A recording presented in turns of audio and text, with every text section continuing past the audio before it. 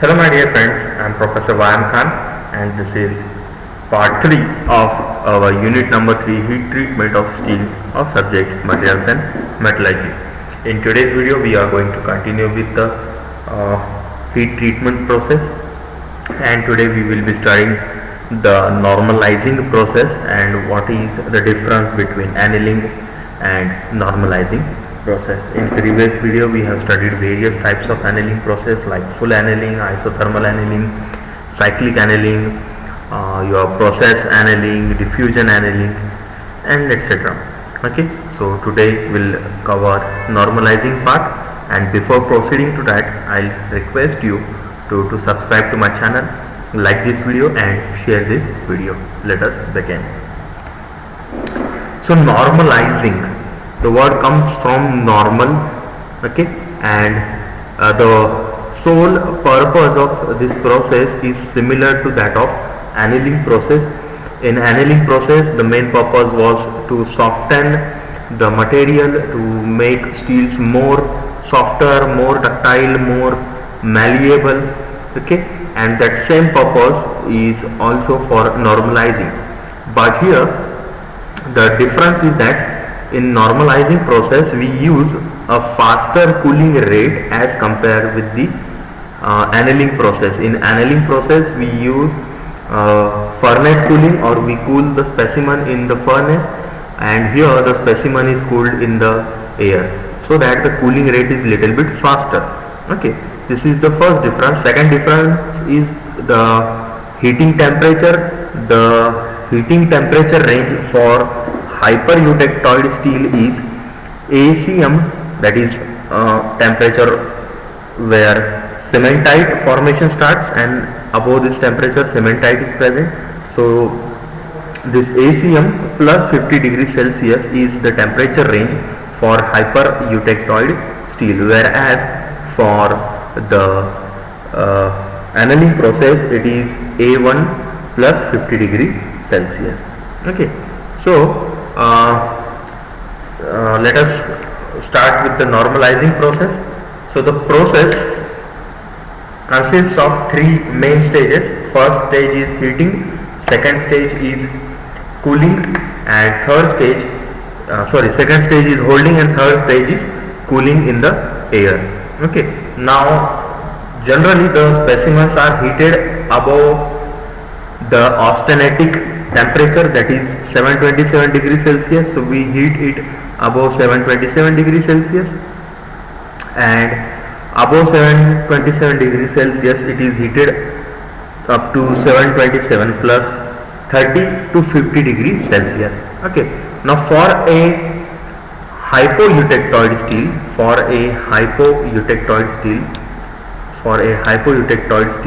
the temperature range is A3 plus 50 degrees Celsius. A3 plus 50 degree Celsius. So you can see this orange strip. This represents the temperature range. This bottom line represents 30 degrees Celsius plus 30 degrees Celsius. This upper line represents plus 50 degree Celsius. So A3 plus up to 50 degrees Celsius you heat the hypoeutectoid steel. For hypereutectoid steel the temperature range is different here. It is above the ACM temperature. So this is your ACM temperature, and above this ACM temperature up to 50 degrees Celsius of ACM we heat the specimen for a hypereutectoid steel. Now this heating is uniform heating, and it should be maintained, the heating should be maintained uniform, so that whole component gets heated properly. Okay, so this is heating. This is the temperature range of normalizing. For annealing it is like this. So for annealing the temperature range is like this. Okay, so here is the annealing temperature range. Okay, so let us go ahead. Let us see what is the holding and soaking period for this normalizing process. After heating the specific steel or specific component above the austenitic temperature, it is held at this temperature for a time period which is equals to 1 hour for 1 hour for each 25 mm thickness specimen और diameter. हर एक specimen का अगर thickness, एक specimen का thickness अगर 25 mm है तो हम क्या करेंगे, 1 घंटा उस टेम्परेचर रेंज पर उस स्पेसिमन को होल्ड करेंगे ताकि जो स्पेसिमन है इसमें यूनिफॉर्म स्ट्रक्चर फॉर्म हो जाए, यूनिफॉर्म ऑस्टेनाइट फॉर्म हो जाए। ओके, अगर आपका 50 mm थिकनेस का स्पेसिमन है तो टाइम ड्यूरेशन बढ़ जाएगा, इट विल बी 2 आवर्स। अगर आपका 100 mm थिकनेस का स्पेसिमन है तो आपका टेम्परेचर बढ़ जाएगा and it will be 4 hours. Okay, so thickness और डायमीटर अगर 25 mm तक है तो 1 घंटा होल्ड करना है। जितना बड़ा स्पेसिमन उतना ज़्यादा होल्डिंग पीरियड, ताकि उतना अच्छा आपका यूनिफॉर्म स्ट्रक्चर बिफोर कूलिंग आपको मिल सके। देखो, जितना यूनिफॉर्म स्ट्रक्चर आपको बिफोर कूलिंग मिलेगा उतना ही ज़्यादा अमाउंट में वो स्ट्रक्चर क्या होगा, हमारे परलाइट में कन्वर्ट होगा। हमारे पास में परलाइट बनाने के लिए हमको ऑस्टेनाइट चाहिए रहता है, करेक्ट है। सो ऑस्टेनाइट से, इस गामा ऑस्टेनाइट से क्या होता है, गामा ऑस्टेनाइट से हमारा परलाइट फॉर्म होता है। ओके, सो जितना हमारा गामा ऑस्टेनाइट रहेगा उतना ज़्यादा परलाइट फॉर्मेशन होगा। ओके, सो हमारा जो भी स्पेसिमन रहेगा उसमें हम ट्राई करते हैं कि सभी की सभी ऑस्टेनाइट रहे, सभी की सभी जगह पर ऑस्टेनाइट हमको देखने मिले, ताकि जितना ज़्यादा ऑस्टेनाइट बनेगा उतना ज़्यादा परलाइट फॉर्म होगा। ओके, इन केस अगर यूनिफॉर्म हीटिंग नहीं है, समझो इस रीजन में कम ऑस्टेनाइट प्रेजेंट है, इसकी जगह पर दूसरे जो स्ट्रक्चर है वो अगर प्रेजेंट है तो आपका इतने रीजन में ऑस्टेनाइट दिखेगा और इतने रीजन में आपको ऑस्टेनाइट कम नजर आएगा। सो वैसा ही स्ट्रक्चर हमारे कूलिंग के बाद में फॉर्म होगा, तो इतने ही रीजन में हमको परलाइट दिखेगा और इतने रीजन में जो इम्प्योरिटीज है वो हमको नजर आएगी। Okay, so therefore uniform heating and uniform cooling होना बहुत ज़रूरी है। Third stage is cooling. So this is very important because this in this normalising process the specimen is cooled in air. हम क्या करते हैं, फर्नेस में से हमारा स्पेसिमन बाहर निकालते हैं होल्डिंग पीरियड के बाद में और उसको एयर में रख देते हैं। तो इस वजह से क्या होता है कि उसका एयर के वजह से कूलिंग होता है, which is little bit faster cooling rate as compared with the annealing. वो एनिलिंग से कंपैरिजन में फास्टर है, but since this is faster cooling rate the cooling is not uniform. ये जो कूलिंग रहती है ये यूनिफॉर्म नहीं रहती है। ओके, कई जगह पर अगर आपका ऐसा रेक्टेंगुलर अगर स्पेसिमन है, so air goes like this. Okay, so air goes like this. So ये जो रीजन है, ये वाला जो पोर्शन है, यहाँ पर कई बार आपको कूलिंग नहीं देखने मिलती प्रॉपर। ओके, यहाँ पर ज़्यादा देखने मिलती। So like this happens with normalising cooling. Normalising की एयर कूलिंग की वजह से ऐसा होता है। एंड हेंस जो भी ऑस्टेनाइट है, जो भी गामा ऑस्टेनाइट है, it gets converted to medium pearlite. उसका कन्वर्जन होता है मीडियम परलाइट में। Okay, now this medium pearlite is little bit hard as compared with the coarse pearlite. देखो, मैंने 3 परलाइट बताए हैं आपको, एक है कोर्स परलाइट, एक है मीडियम परलाइट और एक है हमारा फाइन परलाइट। ओके, सो इसमें जो कोर्स परलाइट है इट इज सॉफ्टेस्ट, सबसे सॉफ्ट है। Okay, this is the softest one, this is medium soft. Okay, ये थोड़ा सा मीडियम है and this is soft. Okay, so soft, softer and softest अगर मैं बोलूँ, so this is soft, fine pearlite is soft, medium pearlite is softer and coarse pearlite is softest. Okay, so ये थोड़ा सा मीडियम हार्ड वाला हमको pearlite यहाँ पर देखने मिलता है। मीडियम सॉफ्ट, मीडियम हार्ड, इस तरीके से ये यहाँ पर परलाइट हमको देखने मिलता है। Okay, so these are the 3 important stages of normalizing. Heating करो यूनिफॉर्मली, यूनिफॉर्म होल्डिंग करो, okay, and then air cooling, जिसकी वजह से हमको मिलेगा medium pearlite. So hardness of these steels or hardness of normalized steels as compared with the annealed steel is more. hardness ज़्यादा रहती है इसकी। Okay, but again it is also counted as a soft. But soft में ही अगर हम comparison करें तो इससे भी और सॉफ्ट हमारे पास में एनील्ड स्टील रहेगा। एनील्ड मतलब जिसके ऊपर एनीलिंग किया है। Okay, so let us now discuss the normalising in triple T diagram. Normalising को ट्रिपल टी डायग्राम में देखते हैं। देखो, नॉर्मलाइजिंग से पहले जो एनीलिंग की हमने ट्रिपल टी डायग्राम देखी तो उसमें ये जो CCT कर्व है, जो कंटिन्यूस कूलिंग कर्व है, विच इज डार्कर ग्रीन, और ये जो लाइटर ग्रीन IT कर्व है, तो ये दोनों भी यहाँ पर इंटरसेक्ट होते थे। ओके, मतलब उनका स्टार्ट पॉइंट सेम था। But in this process, in this normalising, ये एक एक्स्ट्रा कर्व आपको दिखना मिल रहा है येलो कलर का, ऑरेंज कलर का। This is nothing but your CCT and triple T diagram combined.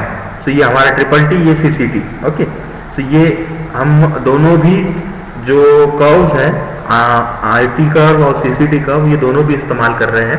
Okay, and in this normalizing, so आपका CCT कर्व और IT curve both of them intersect at the pearlite finish. Okay, pearlite finish पे वो intersect करते हैं। Okay, and ये जो ऊपर वाला रीजन है, so your upper region is nothing but your coarse pearlite, बीच वाला जो रीजन है it is nothing but your medium pearlite. Okay, और सबसे नीचे वाला जो रीजन है it is nothing but your fine pearlite.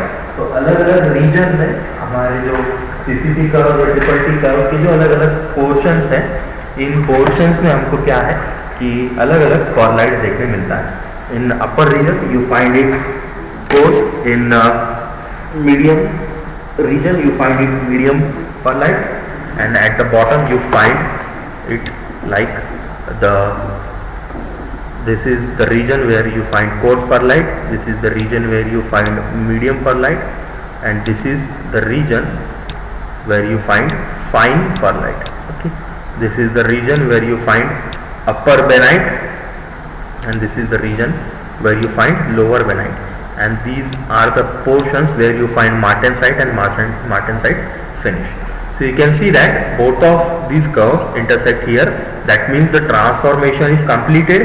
इस point पर transformation complete हो गया है, perlite finish हो गया है बनना, और इस region में कौन सा perlite है? medium perlite है, इसलिए हमको end में क्या मिलता है? medium perlite मिलता है। Okay, so this is about your normalizing in triple T diagram. Let us go ahead.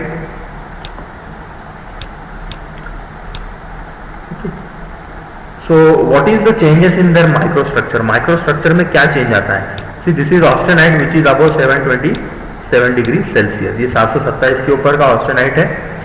Since this will be air cooled, इसको हम air cool करेंगे। Okay, so air cooled जब करेंगे तो हमारा normalizing होगा, और normalizing की वजह से जो microstructure form होता है it is nothing but medium lamellar perlite. अब ये जो perlite है it is little bit harder, ये थोड़ा सा हार्ड है as compared with the annealed pearlite या कोर्स परलाइट के कंपैरिजन में हार्ड है। सो इसकी जो स्ट्रिप्स है दे आर लेस स्मूदर, ये कम स्मूथ रहती है as compared with the previous one.